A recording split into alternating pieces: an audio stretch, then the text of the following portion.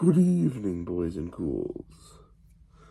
This is your humble horror host, Frank King, opening the vaults of terror once again for another horror review. Today we'll get the classic TV series Mystery Science Theater 3000 and the episode The Atomic Brain. If you know anything about us Frankensteins, you know we love a good brain.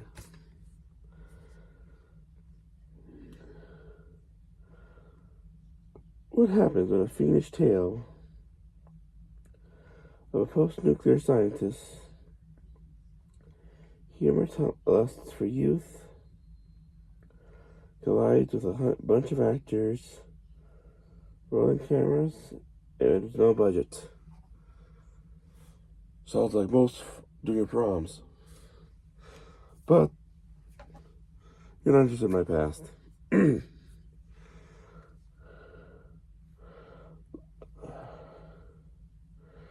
luckless captives on board the Satellite Love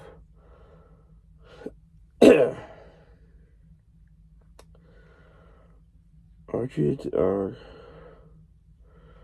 forced to watch the 1964 horror flick about an old woman's quest for eternal youth and the weird guys on her payroll who make it happen. Yes, it's another episode of The Young and the Brain Dead, sponsored by most makeup companies.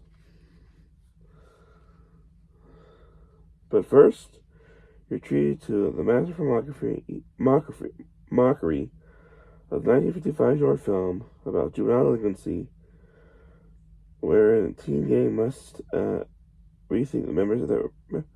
rethinks their career path after their father is mugged, and a sneak peek of Tom Servo and Crow prominent, whimsical soul play love letters. That's the value right there, folks.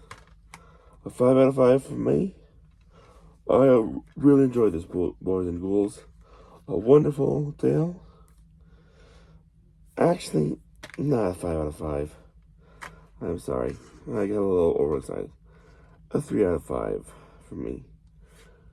I honestly enjoy the Cinema Insomnia version of this better. Probably because that's the one I've seen the most. I'm thinking probably, if you're more familiar with this version, you probably enjoy this version the most, but this is the first year I've ever actually seen it. So yes, I give this a 3 out of 5. I try to enjoy the Cinema Insomnia version, which you can watch free here on YouTube. And I would recommend checking out. Watch both and compare. I'm sure a lot of people's mind this is a 5 out of 5. For me, it's a 3 out of 5. So, as I close the gates of the Vault of Horror until next time,